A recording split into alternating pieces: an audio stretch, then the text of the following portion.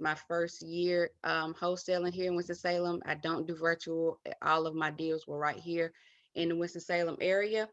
I'm a mother of five. I was actually pregnant with baby number five while I was closing those deals.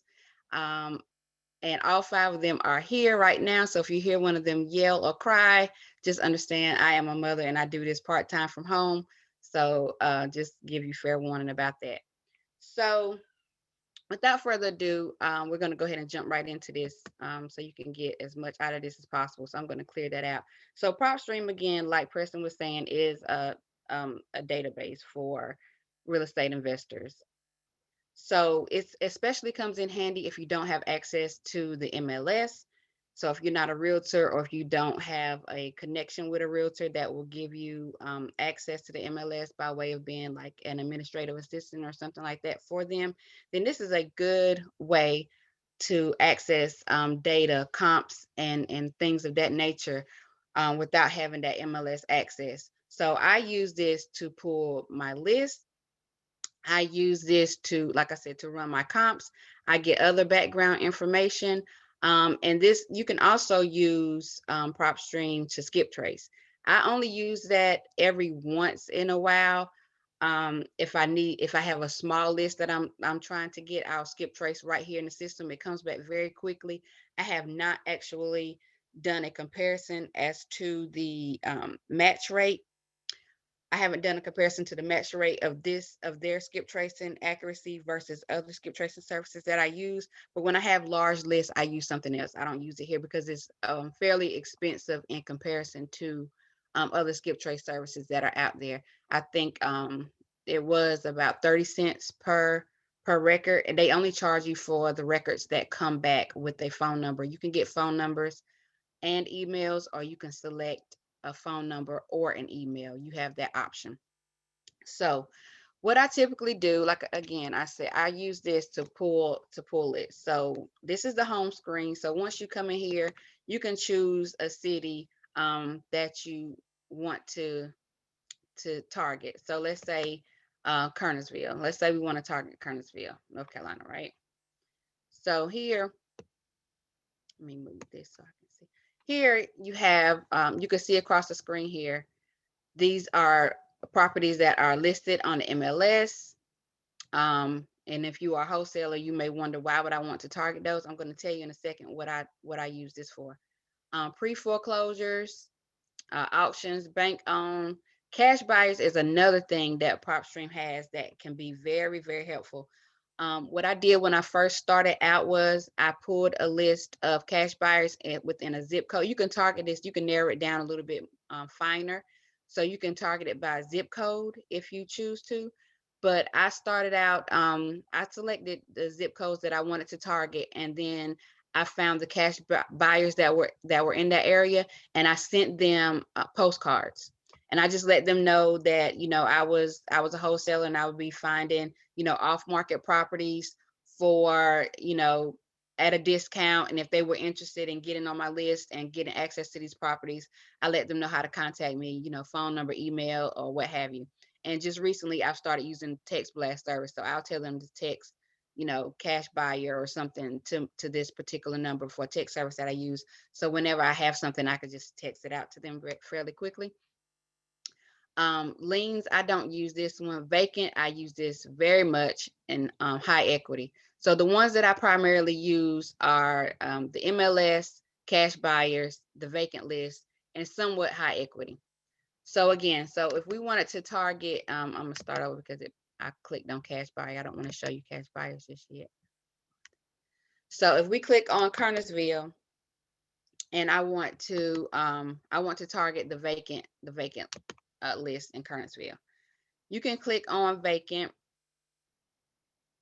but the thing about this is you want to make sure that you filter this, because if you don't, what you'll have is sometimes people will purchase properties. They may purchase a property, let's say 3 months ago, but it's still coming up on the vacant list for whatever reason. So you don't want to have properties that someone just purchased 3 months ago in your list, because you're basically paying for skip tracing and marketing to people who are more than likely not interested in selling a property. So you want to make sure that you use this filter right here. So let's go to the filter screen. It's acting slow today. Where's my filter? Okay. I'm sorry, I have to keep moving the screen around so I can see each pop up. Okay. So here's where you can narrow down and dial in a little bit more into your targeting. So you can choose whether or not you want to have owner occupied or not. So more than likely you don't want to owner occupied property. So you would click no here. We definitely want it vacant. Here, if you wanted to dial it down even further, if you wanted to select how many bedrooms and bathrooms and things like that that you're looking for, you can do that. I always select single family here. I want to make sure that I'm targeting single family homes because I don't particularly, I don't target multifamily. So again, you can see all, it's kind of self-explanatory, but you can see all of the different filters. And this is just to get you a more targeted list. If you want to, if you are on a budget, perhaps, and say you had a large list of thousands of vacants and you wanted to, your budget only allow you to market to 250. This is a way that you can dial it in to your specific criteria and get those get that list that suits your criteria based on your budget.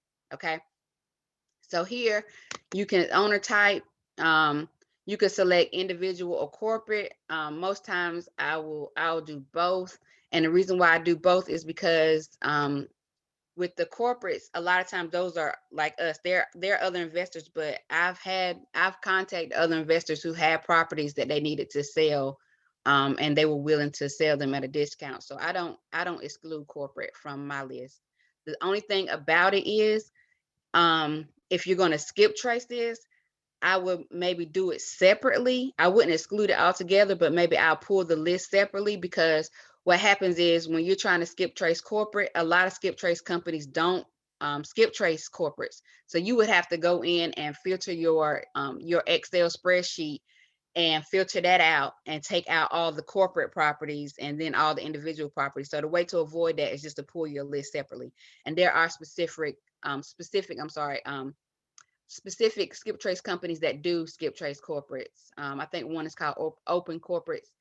And then also, if you have the time, here in North Carolina, it's pretty easy to find out who the contact information and who the owners are of LLCs. If you go to the North Carolina Secretary of State website, it's pretty easy to find. And most times they even have the phone number and or the email address on there. So they're pretty easy to find here. But again, it is time consuming because you have to pull those individually, again, unless you find a skip trace company that specifically skips corporates, LLCs and stuff. Okay, so then here again, if you want to dial it down a little bit more and you want to say, okay, I'm going to target out of state, because if they're out of state and it's vacant, that just adds another layer of distress, which means the likelihood of them being willing to sell to you may be a little bit higher. Okay, so again, you can dial these down as much as you want to in order to target your list based on your set criteria. Okay, so I'm going to close that out, and then once you have your list narrowed down the way you want to, you would just go here, you would select this, and then you would add this to your list. I'm not going to do that because you have a certain number of records that you have each month. So I'm not going to waste any of my records, but you would add to your list. And then once you add that to your list, they will be over here in my properties. So your list will be here in my properties. And then once you click on it, still moving my screen around. Once you click on it, then you will just select here and then export your files out, and they will be in a CSV format in Excel, and then you have your list. Okay, So that's one way that I use PropStream to for my list pulling. So also, I told you I was going to tell y'all what I do with the MLS. So I was hoping Brian was going to be on here because I was going to ask him a question about something. I don't know, Preston, do you do creative deals too? There are no creative deals anymore. Oh,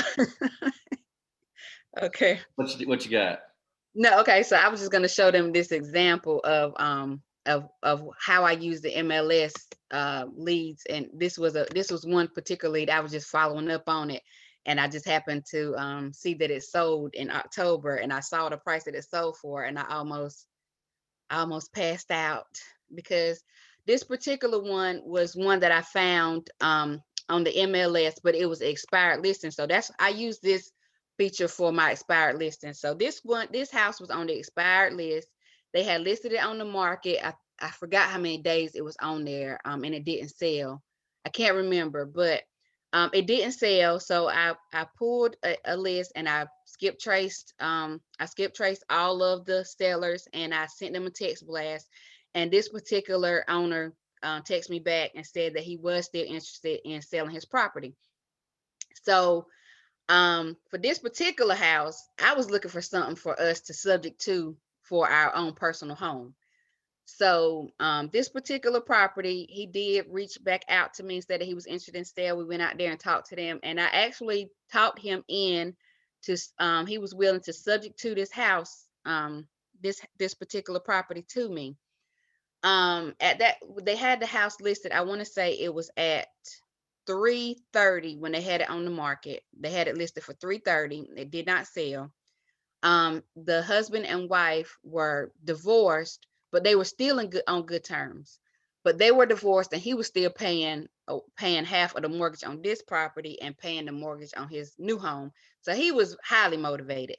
The thing about it was the wife was not as motivated as he was because, of course, she was still staying in the property and he was paying half of the mortgage. But she did want to sell and move on, but she wasn't as motivated as him. So in the process of negotiating with this particular property, what happened was she wanted a lot of equity out of the property. So she wanted us to put down a very substantial amount as far as the down payment was concerned, or that she wanted to get from us, because she wanted to get that equity. In hindsight, the amount that she wanted versus how much this house just sold for in the end of October, I'm wondering if we should have pulled the trigger. So Preston, my quick question was, if we had subject to this house to ourselves, right?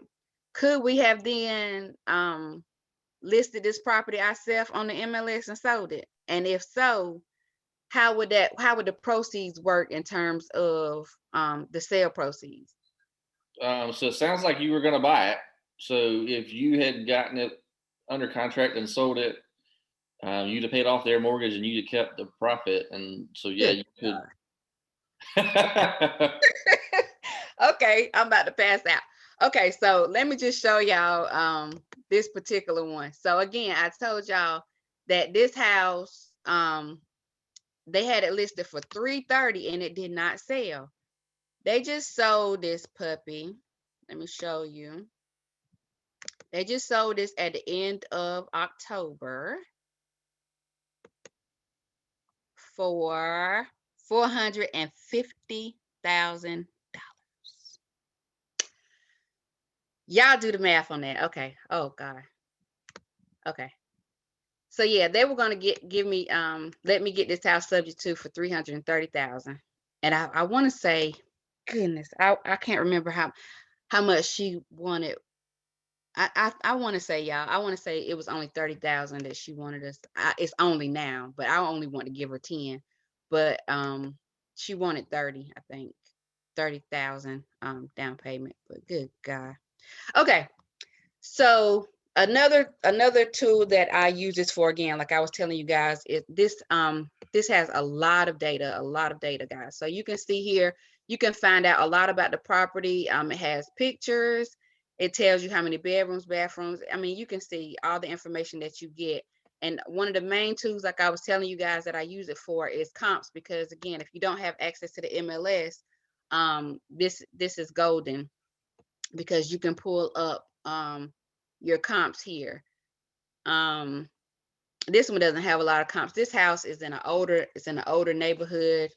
Um, people obviously in the neighborhood don't sell quite often, but if you pulled up an address that had, let me just change my parameters here, but you can filter these parameters as well to suit your needs. Typically I'll do a quarter mile distance whenever I'm doing my comps, and I will change this date range to a 6-month period.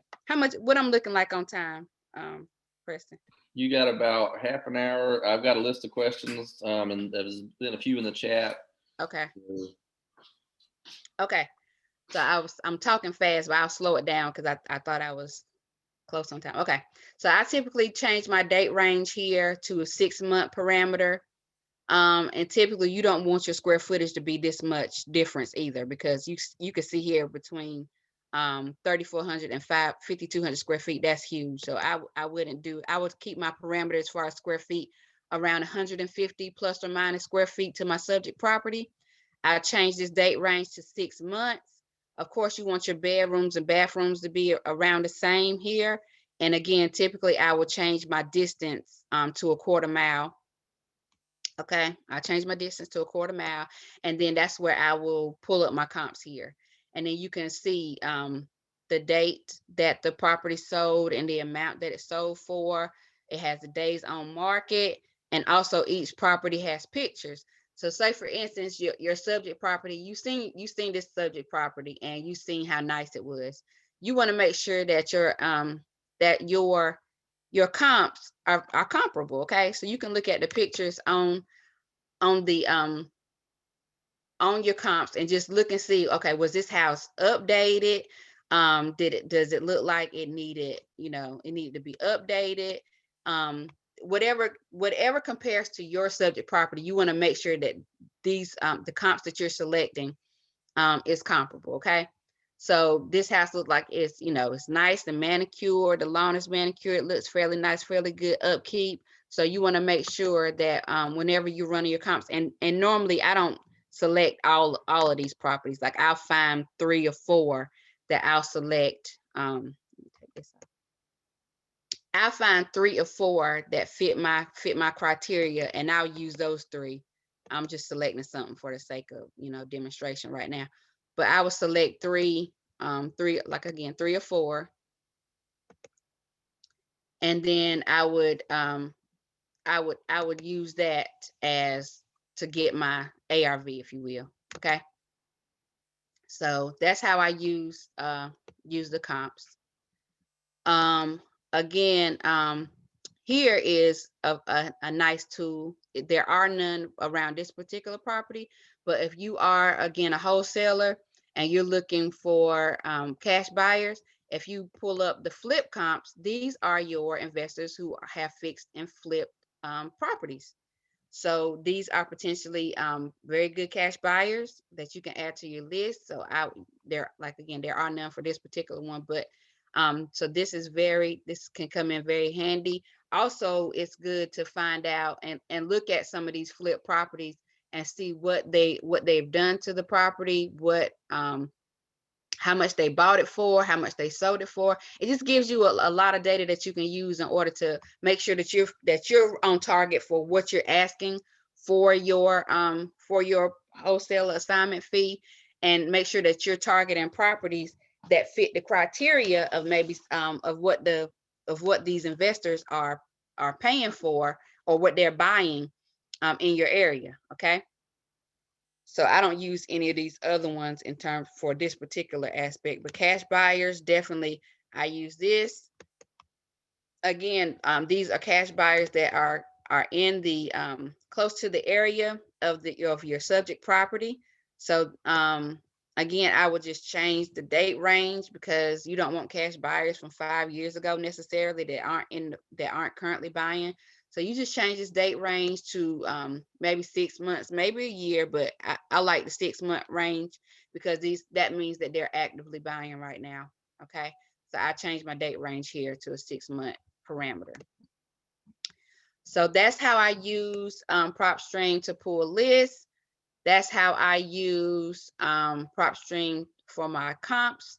And also, if I also use the mortgage and transaction history tab. I use that in terms of when I'm trying to look at if this property may be a good fit for a creative strategy.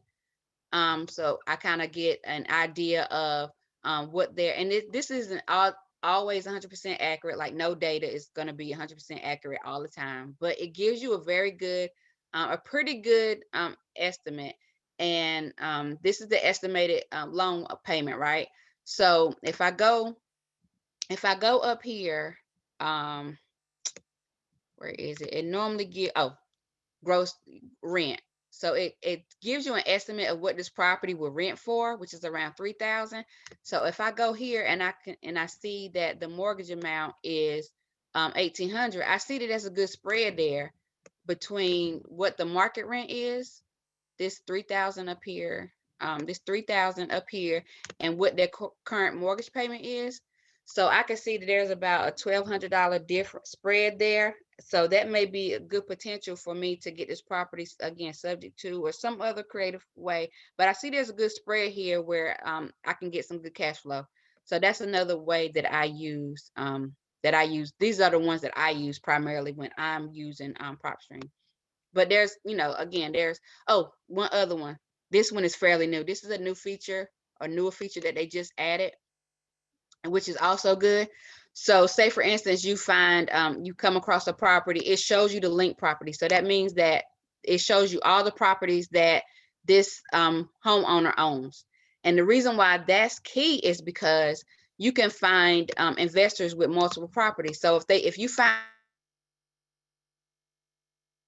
one distressed property on this particular property isn't distressed, but like again, this particular property again was one that wasn't it wasn't the property wasn't distressed, but the homeowners were, if that makes sense. The home was excellent. It was an excellent home, but again, the property didn't sell. So, but anywho, so and these are new owners now with linked properties, but the point is it shows you all of the properties that they own. So say for instance, you pull this property and it was on your distress list, say it was on your vacant or pre-foreclosure or what have you, it will show you all of the properties that they own. So if this particular property is distressed, then there's a very good likelihood that another that the other properties are in distress as well. So you can potentially get multiple properties from this one particular seller.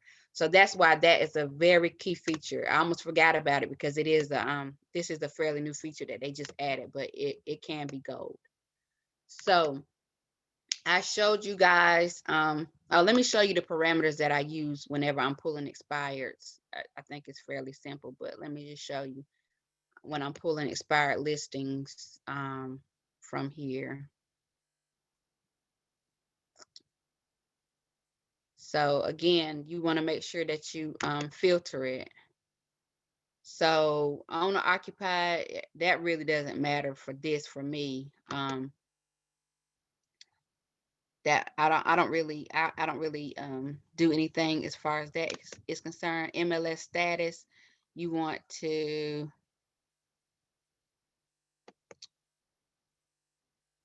fail is what I go for. I go for the failed listings. And here, if you wanted to, you can even go and say how many days on market you wanted it. So if you're looking for, I was choosing 60. You see, it's already in here. I was choosing 60 days because if you guys are paying, I'm sure you are. You are all investors, but you see that the market is hot. Like properties, don't stay on the MLS. Good properties don't stay on the MLS for more than 30 days, or certainly not 60 days for the most part. That's what I'm seeing. So if it's been on there for more than 60 days, then I will target it. I will target it. Um, so and this is choosing ones that are by this property. So typically I'll choose a city and I'll do it, but and then you'll have your you have the properties will show up. Okay. But I didn't X out this particular property, this field right here. So that's how I use that for the MLS, for the expired listings. Um, Cash buyers, again, if you want to target, let's say you want to target a particular, let me say, did you have something pressing? A particular zip code? No, I was just gonna. We're people were asking a little more questions, so I was gonna try Oh, and handle some of that. 'Cause I think okay. we got a good handle on what this works. So the first thing I'll say is we've had a request for your contact information. So if you want people to reach out to you, put that in the chat box for everybody, and we'll make sure that it gets out. Okay. I'll leave that up to you. And then I'm gonna start with this because it Okay. may or may not be related to text blast. Is that a feature of the PropStream, or is that something else that you're doing? Actually, they do have it in here over here on campaigns. Okay. I don't use it. I don't use theirs. I use another system, but you can do it. Whose are you using? I use Lead Genie. Okay. I use Lead Genie. But you can't do it out of here. Um, do Gotcha. they do wait a minute. They do okay, no, they don't do they do RVMs. That's what they do. Remote They do resource. Okay. RVMs and you can send postcards and stuff out Yeah. of here. And so obviously you use other services and other systems. Have you Yeah. used the REI Pro? I have not used REI Pro. Okay. I don't use a lot of systems. I rely heavily on this. I'm just starting to use. I look, y'all.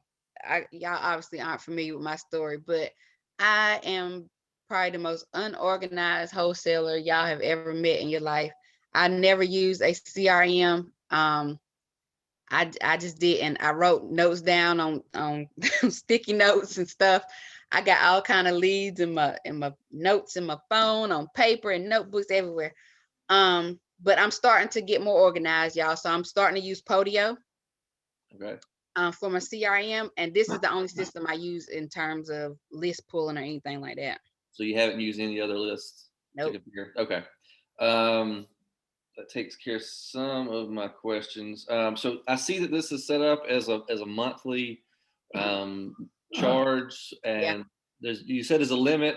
I'm assuming it's a high limit, like 10,000 is what they said on Yeah, the it's website. 10,000. You get 10,000 records, and that counts for your cash buyers too. So if you're pulling list or cash, with any list you pull out of here, it counts towards your 10,000. Okay. So the lists that come out pull. Do the comparables when you do that? Does that count as a pull for you? No, Okay. unless you save them. Unless you save them. Yeah. Okay. So my real question is compared to what you might have been doing, what's the return cost benefit for this versus anything else? But that's a hard question for you to answer. Yeah, I can't compare it really, but I can tell you guys, I mean, and again, like if I wasn't so unorganized, I would be able to tell you my exact KPIs, but I haven't been tracking them. Okay. But again, I could tell you that again, I closed six figures in my first year, and that wasn't really a full year because I was pregnant. So when I had my baby, I took 6 months off. So it really was six figures in 6 months. So I did that driving for dollars and using PropStream. So Yeah, I mean, I wouldn't change that up if it's working for you. So I was just yeah. So we're just checking. Have you found any limitations with the system? Things that it won't let you do that it wish it would? um well, there was one limitation, but they fixed that. They added a new feature. Uh I can't even remember where it's at. They added a new feature in here that's called list management. Hmm. So, like again, due to my unorganization, I was pulling the same list over and over again. But now they added a feature for list management so that they will delete any properties that have sold or what have you. So you're not continuously pulling the same list or skip tracing the same list over and over again. So that was one thing that that was a limitation. But again, that's been fixed, upgraded. So How often are they making those updates for you? The on the list as they change? as it happens. Okay. Yeah. Which is a list quality question. So I mean, have you? It sounds like they fixed things, so things are changing. But have you had any real issues otherwise with the list and the No. information? Okay. Um, no, like I said, well, every once in a while I'll get a property that says it's vacant and um the homeowner's like, no, I live here or something, but that's far and in between. So Again, no, I don't think any data service is going to be 100% accurate, No, but I mean, it works very well for me, so I stick with it. I got you. I think I've run out of my questions, and I'm not seeing any in the chat box. So if anybody has a question, you can stick it in the chat box, and we'll ask it as it comes up. And that's how we'll handle that. We'll see if there's anything else I can think of that I have as a question. No, not 100%. It seems fairly straightforward for what you're doing. And then Justin's asking how you would have made money on the deal if you didn't pull the trigger on. And I think I'll answer that one, Justin. So she was gonna buy a property for less than what it ultimately sold for. Obviously, that's how that works. And what she was talking about was they were gonna let her just come in and make the mortgage payments, so they didn't have to, and she wasn't gonna have to actually buy it for real the way you think about it and get her own loan. And then she was gonna resell it at the profit potential that they made at some point. So she would have just taken the burden of holding on to that property for a couple of months until it had sold. So that's how that would work. Thank you for that. Can I ask a follow-up on that? Because that makes a lot of sense. Two things. Is there a specific name for that type of deal or process? And then two, the equity payout. So I understand that she's assuming the mortgage. So she's paying the mortgage every month, or let's say whatever that, what was it, like 19 or something, or 3,000, something like that. And then she also was going to pay out a piece of the equity that was left off of the unpaid mortgage, right? Yeah. Yes. So the way I was going to acquire it, the acquisition strategy is called subject to. So I was going to acquire the property subject to. Well, initially I was just going to, we were looking for a property for ourselves. So we wanted to acquire property subject to for a home to live in. So we were going to actually live in this home. That's pretty cool. Yeah, so we were gonna live in this home, and again, like Preston was just saying, the mortgage stays in the homeowner's name, but you get the deed. So that's not something that a lot of homeowners are willing to do, but every once in a while you do come across them enough where I was able to build a good enough rapport with them. I went and met with them a couple of times. They were willing to let me take the property subject to, but again, the wife just wanted some of that equity out because she wanted to buy another home. And as long as that mortgage was in her name, the mortgage was going to stay in her name. So she wanted some of that equity so that she could use that towards a down payment for her new home. A few questions on that. One, if the mortgage stays in their name, what's your risk, right? Like, you're paying off the mortgage that's in another individual's name. Did you just gain the right to sell it? And what if they decided, since it's in their name, that they want to keep the house? Could they kick you off and retake over the payments? Not really, because again, the mortgage is in their name, but the deed is in my name now. Got it. Okay, so you get the deed, they keep the mortgage. Yes. She'd be the owner. So, well, we got some other questions and then basically, Shanika, roll back to how you got started. So did you have $0 to start, or were you a millionaire when you started? No, I wasn't a millionaire, but I wasn't broke either. So I was somewhere in the middle. I'll say that. What happened was I've retired myself from corporate America back in 2013ish, and my husband and I was looking for something that I could do from home again, because I got all these little babies in here. So we started out selling on Amazon. I was doing very well on Amazon, ran that up to a 6-figure business our second year. But it was so mundane and freaking boring, and I was going out of my mind, staying in the house all the time, because as you know, if you sell on Amazon FBA, all I had to do was send my freaking products in and Amazon handled the rest. And that was so freaking boring. And I was always interested in real estate, in wholesaling specifically. I heard about it years ago. So I always followed it. And I was like, you know what? It's time now. And I just stopped selling on Amazon, like the drop of a hat.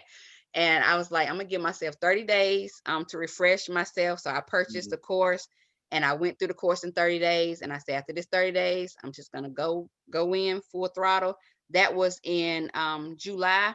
At the end of I closed my first deal in the 1st of August, like August the 8th or something like that. So a little about 30 days. Within my first 30 days, I closed my first deal. Very good.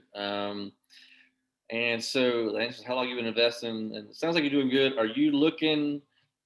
They're asking what kind of properties and areas. A, neighborhoods. B, C. So No, I do hood homes, the ones that people shy away from. I'm in the hood, y'all. I'm in the hood. I've never wholesaled a property that was like a fix and flip, really. Again, most of mine, maybe one, but the rest of them was just hood homes. and I've thought about one, and maybe it got addressed, maybe it didn't. So what kind of, if you know, return rate on your list? So you're reaching out to these people. What kind of contact rate are you getting? Do you know? And what kind of response rate once you got them on the phone to yeses are you getting with these?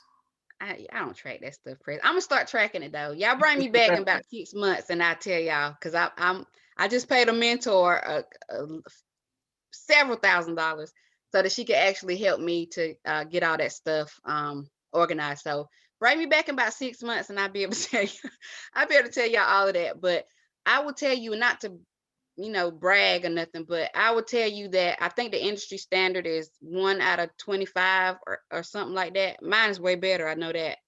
Right. I don't make offers. I don't put homes on the contract that I don't feel very confident that I can close. I say my close rate, I'm damn near 100%. And the only reason why I'm not 100% is because I had early on, I didn't know as much, but I had a few properties that had liens on them. I didn't really know what to do, how to handle it, so I just let them go.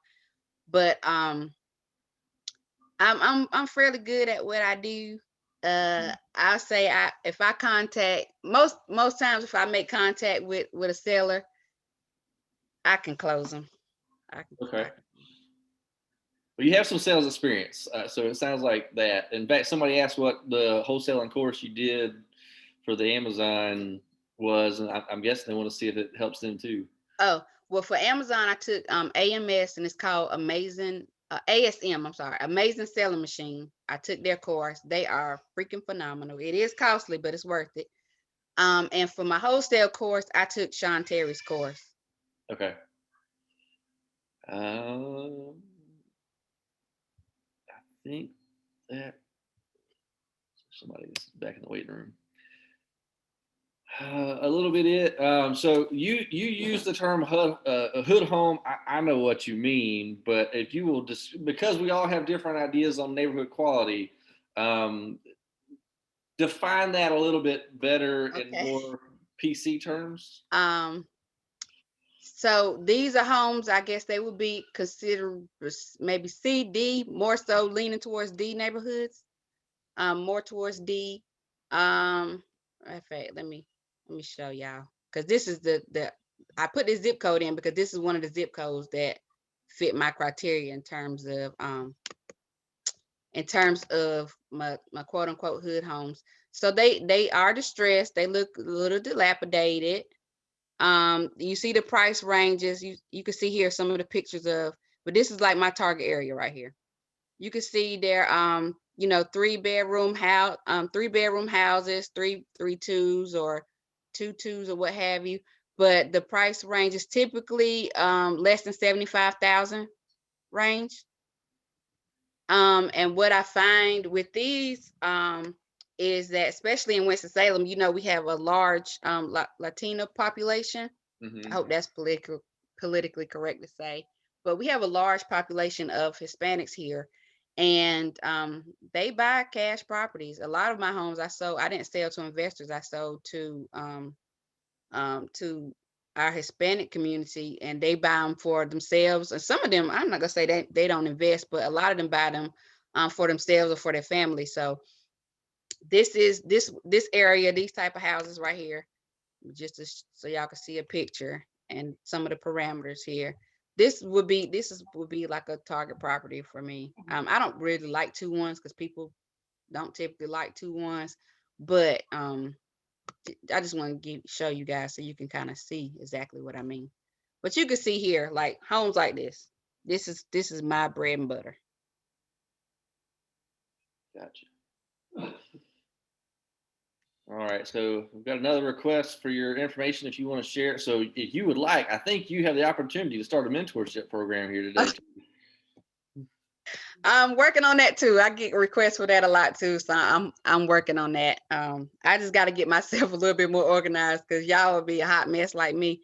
You'll close some deals, but you won't be organized with it. So I would want to do a little bit better job in terms of mentoring people. So you could definitely reach out to me. I have a Facebook group too that I started. It grew fairly quickly.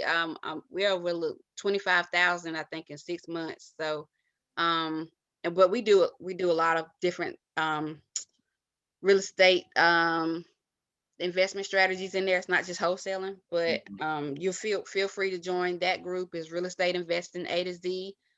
I'm definitely in there, pretty active in there. If you want to reach out to me direct, you want me to get that information now? If you want to, yes, put it in the chat box. That way they can save it for later. Okay. Let me see if I can see the chat. Okay, yeah. Okay, so you can email me at and y'all, again, I'm not a mentor, y'all, and I do have a lot of babies and a husband, so just try to be respectful of that. I try to do the best I can to answer anything that you have, but just keep in mind, just be respectful of my time and my family. Oh, wait a minute. I'm typing it illegally. Gotcha. Okay.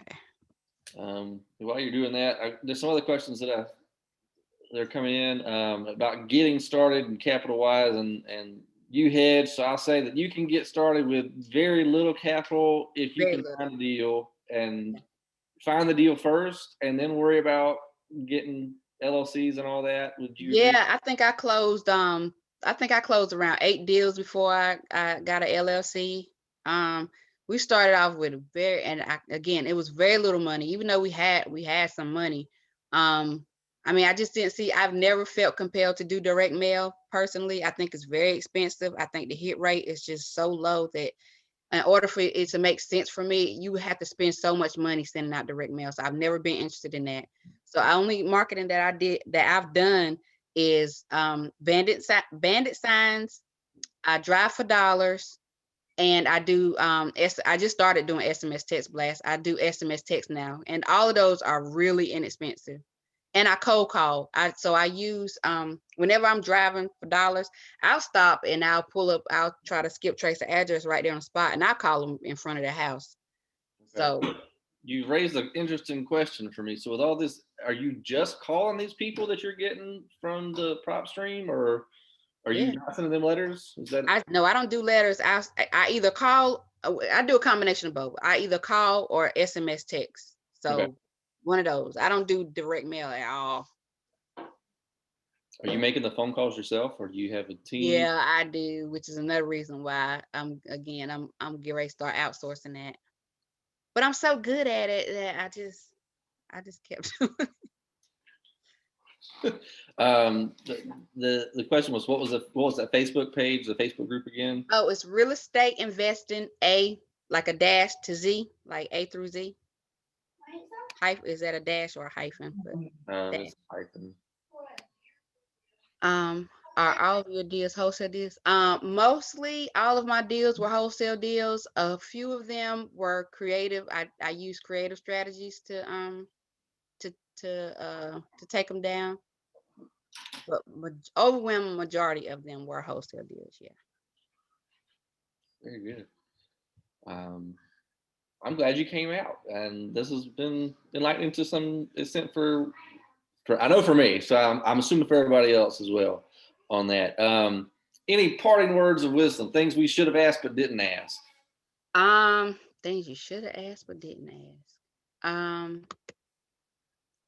I can't say, but let me just, for those of you who may have been struggling or on the fence or have analysis paralysis, like, don't overthink this. Like, this is wholesaling. The concept is very simple. It's very easy.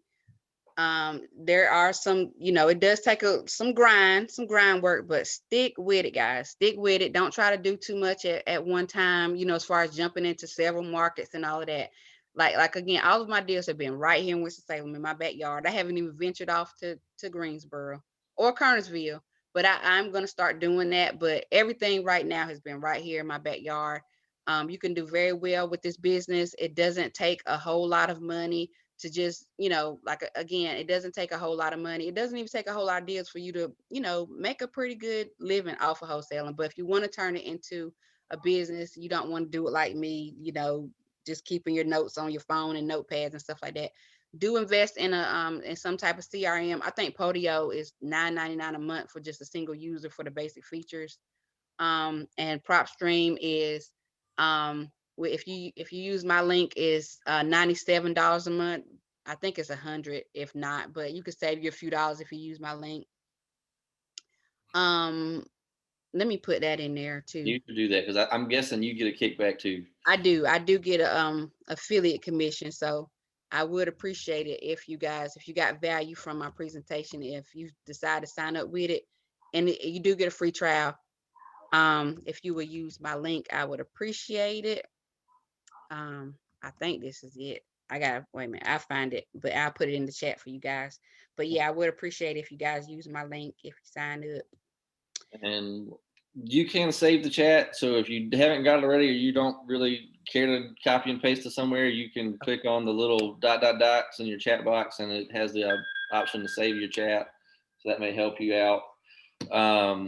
We're at our official time, so we're kind of done here today because it's asking about more questions. So I guess the last thing I'll say or let you answer is the question about contracts. Where did you get yours to start? What did you do? Did you make them up yourself? No. I got mine from the course that I took. Okay. Yeah, I got my and I've used those same contracts. Those ones I send over to Brian because he closes my deals now. I was using another attorney, but they didn't do creative deals. So when I did come across the creative deals, I started using Brian, and I just never went back to my old attorney. So yeah, the contracts that I got from my course, those are the ones that I use, and they work. Very good. Well, we appreciate you coming out. It sounds like Shannon's going to have you back in 6 months, so we're going to hold you accountable. Okay. Okay. And I think that's it. So everybody, again, save the chat for yourselves. I had a quick question. What was the course that you took, Shanika? I took Sean Terry. It's called Flip to Freedom. He probably did it might be over now, but more than likely he does a very insane Black Friday deal. So you could probably get it for a little nothing. Right now, I don't know. I've bought all his courses, so I don't know what he offered this time, but normally he does an insane Black Friday deal. Okay, great. Thank you. Yes, ma'am. Yeah, I had a question about saving the chat. I don't have those 3 dots at the bottom. Not sure. Hold on, didn't show me who you were because I had the chat covering you up. Is that Melford? I'm not sure what you're on. But I'm on Zoom. You're on. There's different computers and the laptops are different than iPads and cell phones. So usually when you got the chat open to try and respond, there's off to the side an opportunity, sometimes maybe at the top, and then when you click on it, it'll say save chat. Yeah, I'm on a phone and it just says to close. That's probably why the phones are not as useful for that. We are recording this. I got like 98% of it, so this may end up being online as well at some point. So you could, if you really need to, you can come back and review everything that's going on there. So hopefully that'll help you. I think that's it for everybody. We appreciate you guys coming out. Again, I'm going to have an email in just a little bit as a reminder for our members Christmas party that we're going to have in about a week. So please join us for that. It's a good chance to meet people and network and have a good time. And Shanika, I appreciate you coming out. Thank you so much for having me. Thank you so much. It was great. Thank you, guys. Thank you. Thank you, Shanika. Great presentation. Thank you so much, Ms. Carla. Enjoyed it. Thank you so much. Thank you. Bye, guys.